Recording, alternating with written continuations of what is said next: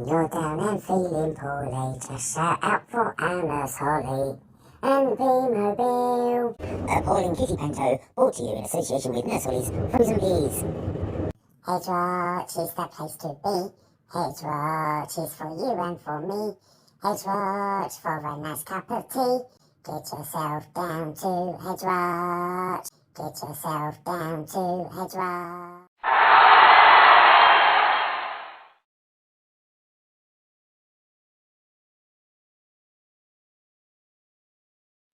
Cabbage Inc. You know what we do. It's cabbages from the stately home of Scraggers herself. We bring you the ultimate in cabbages. You want cabbages? We've still got the cabbages.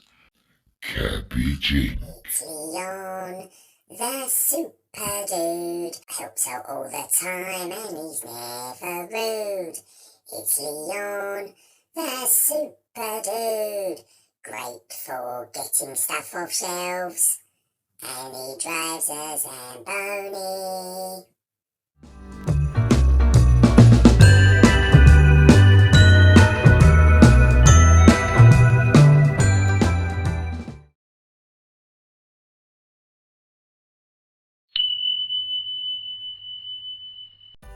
It was that magical time of year, the run-up to Christmas, and Mr. Meowski was putting up pretty lights and decorations in the window of his toy shop. He was picking up things that had been in the toy shop window for years, looking at them and tutting to himself. It's about time I sorted some of these things out. They've been here for years, and this year I want a fresh new Christmassy display. I mean, this old thing has been in the window for years gathering dust. No one is going to buy it. I might as well leave it out the back for someone to use as firewood.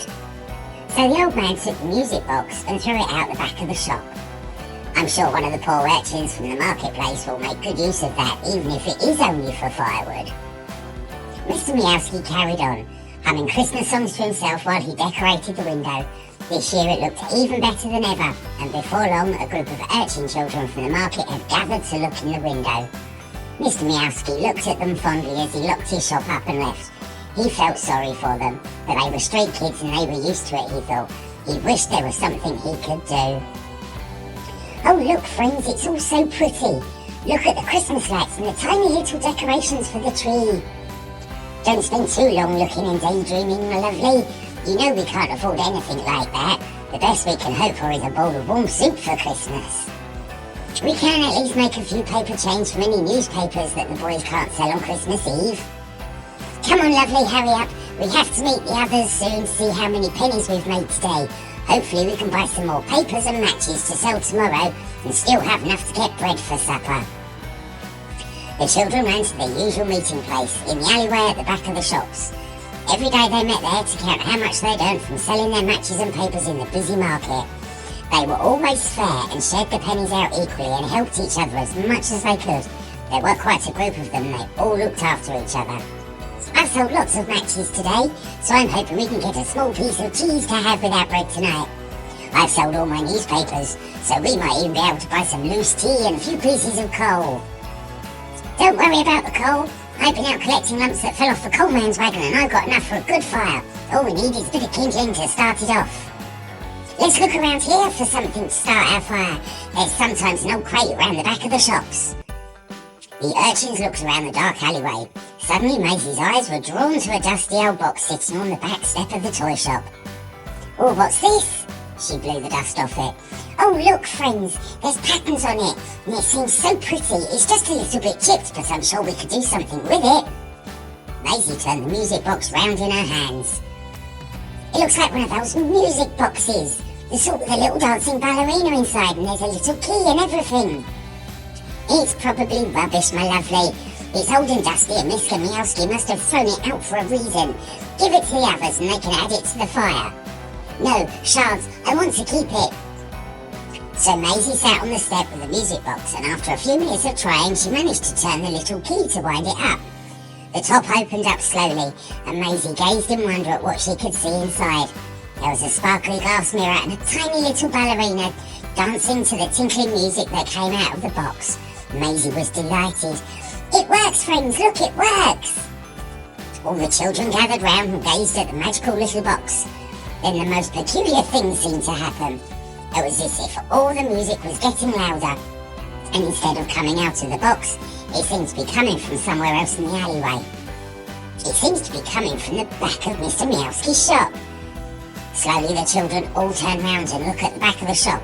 There seemed to be a bright light shining under the door. "Well, that's odd. It's probably just Christmas decorations Mr. Meowski has put up. He must have left them on overnight to attract more visitors. Come on, let's gather up the stuff. We all better get home before it's too dark. You know how dangerous these streets get." So Maisie hid the music box under her pinny and joined the other urchins as they ran off through the streets. Inside the toy shop, something very odd was indeed happening. One by one, the toys on the shelves and in their boxes heard the music from the old box Maisie had in the alley. The lid of a toy box opened and out climbed a scruffy-looking teddy bear. "Hello? Is there anyone else awake? Hello? He's behind you!" Another teddy popped his fuzzy little head out of a basket and looked around, and he was soon joined by a few others who crawled out of the dark corners of the shop or climbed down from shelves. "Oh, it's happened again, hasn't it?" "Oh, yes it has. It's been a long time, but at last someone has turned the magic key. We can dance again, pals. We can have fun and sing." The teddies all clapped their paws with excitement and started dancing around the shop. A little group of toy musicians started to play happy music from their place high on the shelf. The music filled the room and soon the sound of toys waking from their long slumber began to fill the air. The teddy bears danced and danced and danced. "Oh, it's so good to feel the track beneath my wheels again. Come on, pals, let's race." And all the toy racing cars zoomed out of their box and started zooming round in time to the music. They were full of joy and created their own little dance routine on their four wheels. "Oh, it's been too long. I'm a bit rusty, but I do love the can-can." Immediately she shook the dust off her skirt and started to dance and spin in time to the music. "Oh, I'd love to have a go. Who wants to dance with me?" said Barbie the toy sheep. All the dinosaurs roared, "We will, we will." The roller skates wanted to join in too, and they said, "Here, put a leg in each of us and we'll spin you round." So the fun continued through the night. All the toys in the toy shop took their turn at performing on the large stage, and the happy sound of laughter and music filled every corner of the shop. It was magical.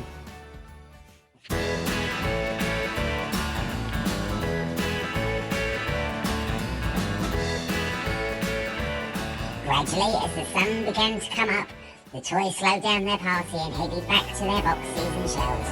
So by the time Mr. Meowski returned to open his shop in the morning, everything was as he'd left it.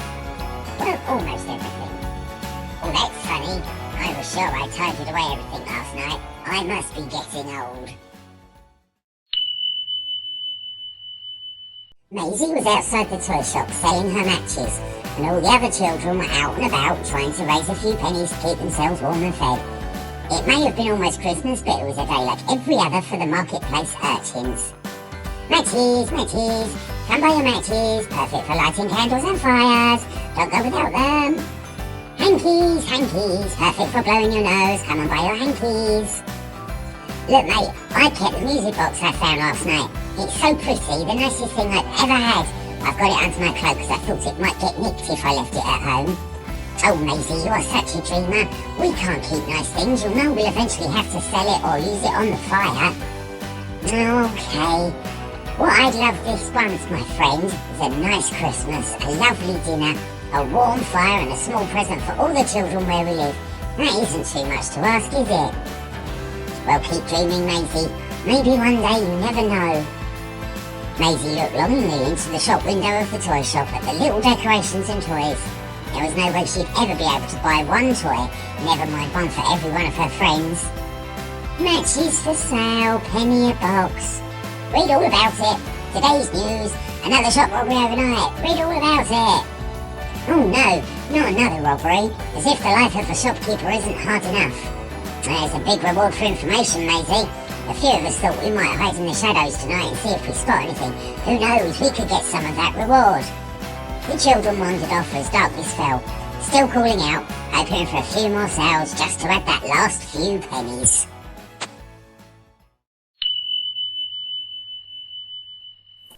The urchins had gathered in the alleyway to share out their pennies. As usual, there was barely enough to go round, and there'd be some rumbling bellies tomorrow if they didn't sell more wares. I suppose it was too good to be true. I'll have to sell my music box to get some bread for supper. Boo hiss. We're going to hide further down the street and look out for this band of burglars. You stay here, Maisie, and keep watch. You'll be quite safe. Those robbers won't be interested in toys. It's jewels and expensive gear they're after. So Maisie sat on the back doorstep of the toy shop in the dark. She took the music box out from under her coat and turned the key. The sound of tinkling music filled the air and the little ballerina started dancing. Goodness me, that's a bright light coming from under the door of the toy shop, and I'm sure I can hear music from inside. How strange, I saw Mr. Meowski lock up and go home a while ago. So Maisie got up off the step and went round to the front of the shop to take a look. She rubbed the window of the toy shop and peered in. Then the funniest thing happened. The toy train in the window seemed to let out a puff of steam and doot. Maisie almost jumped out of her skin. She looked further in the window into the shop, and what she saw almost knocked her off her feet. The toys seemed to be having a huge party. There were toy soldiers marching up and down, dancing teddy bears, dolls and even building blocks doing some kind of conga. A sudden noise behind her made Maisie run round to her safe place in the alley behind the shop. Once again, the toys were having a party. They were singing and dancing, and the action figures had treated everyone to a fine demonstration of their skills by using blocks and fishing nets and skipping ropes to create an assault course. All the toys watched in wonder and gave them a huge round of applause when they were done. The spinning top stepped forward. "Climb aboard for a fun-filled ride.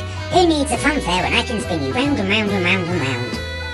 The toys were having so much fun they didn't notice the band of shadowy figures gazing in awe through the window. It was a group of notorious robbers who'd been breaking into the shops all over the town in the lead up to Christmas. Nobody had been able to catch them yet. Boo hiss.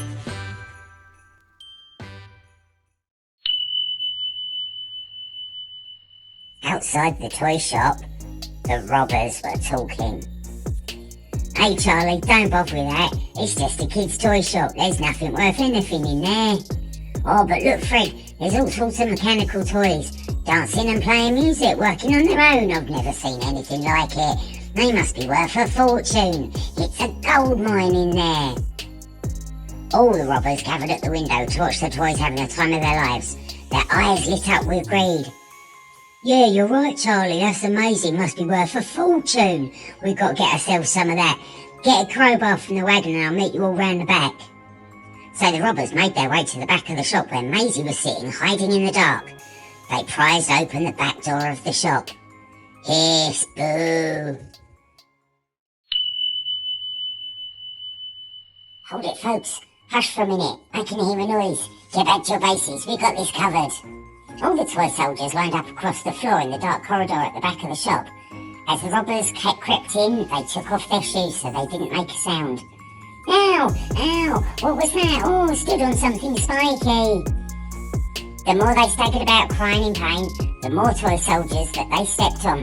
And not only that, but the robbers were suffering the same fate. Tramping on toys without shoes on is never fun, and they were all hopping about, crying in pain. "Come on, fellas, let's build a wall they can't get past. We've got to protect our pals." The building blocks assembled themselves into a huge wall across the doorway and linked themselves together. Now, standing on toy soldiers in bare feet in the dark is painful, but nothing compares with standing on building blocks. There was carnage. The robbers had trouble knocking the block wall down, but when they did, they stepped on the scattered pieces in bare feet. The yelps and cries could be heard from outside the shop. "Come on, gang, let's help, let's get ready and boing!" The bouncy balls all boinged out of their jars and bounced in the robbers' faces, all over their heads and under their feet. And when the marbles joined in, not one robber was left standing. Maisie heard the commotion from outside the shop and dashed in the back door to see what was happening. "Little girl, here, take us and we'll wind round them all, quickly!" Maisie grabbed one end of the rope and the rope is tied to a pipe on the wall. It all happened so fast, and Maisie ran round and round the robbers and tied them all up in knots. Not one of them could get free. Oh, it was all going so well if it weren't for that pesky kid. Yay! A passing policeman heard the commotion inside and stopped to see what was going on. By the time they got in, all the robbers were tied up in a huge knot, and all the toys were back in their places, and Maisie was standing there with a proud smile on her face, holding the music box. Hello, what's going on here then? Don't tell me you single-handedly caught this gang of ne'er-do-wells and tied them up with these here skipping ropes. Maisie looked over the policeman's shoulder and caught the eye of the little can-can doll, who put fingers to her lips and softly said, "Shh! Get us out of here. This place is haunted. We were attacked by a load of toys and tripped and tied up." Yeah, as if. You're not going to talk your way out of this one, buddy. This little girl was obviously being very brave and caught you red-handed, and there'll be a big reward coming her way. What was that? I heard a funny noise. Oh, it's just this old wind-up music box. It does that sometimes. So the coppers led the gang of robbers away to face the consequences of their crimes, and Maisie was left standing alone in the toy shop when her friends all came back. What's going on, Maisie? Why are you in the shop? Did we just see the plug leading away the burglars? Yes, I caught them with the help of all the toys who come alive when they hear the music box. The news of Maisie catching the robbers spread far and wide around the town. She was a local hero. She was invited to meet the mayor and receive an award. A huge crowd gathered in the market square outside the toy shop. Read all about it, read all about it. Local girl catches gang of robbers single-handedly. We would like to give you this large reward of gold coins as a thank you for saving the town's shops from these horrible robbers. And as an extra thank you from me, I'd like to offer you free choice of any toy from my shop, one for you and one for all your friends. I'd also like to offer you a job in my shop. I'm getting a bit old now and I need someone younger to look after the shop for me. Will you accept? Oh yes, of course I do. I love your shop and I'll be the best shop assistant ever. So, Maisie had a new job in Mr. Meowski's magic toy shop, and enough money to buy coal for the fire, food for the table, and blankets for the beds of all her friends she moved into the shop. They all got a special toy just in time for Christmas to make Maisie's wish come true. And every night after dark, when the shop closed, Maisie would turn the little silver key on the old music box. The ballerina would dance and all the toys would come out to play. Happy Christmas.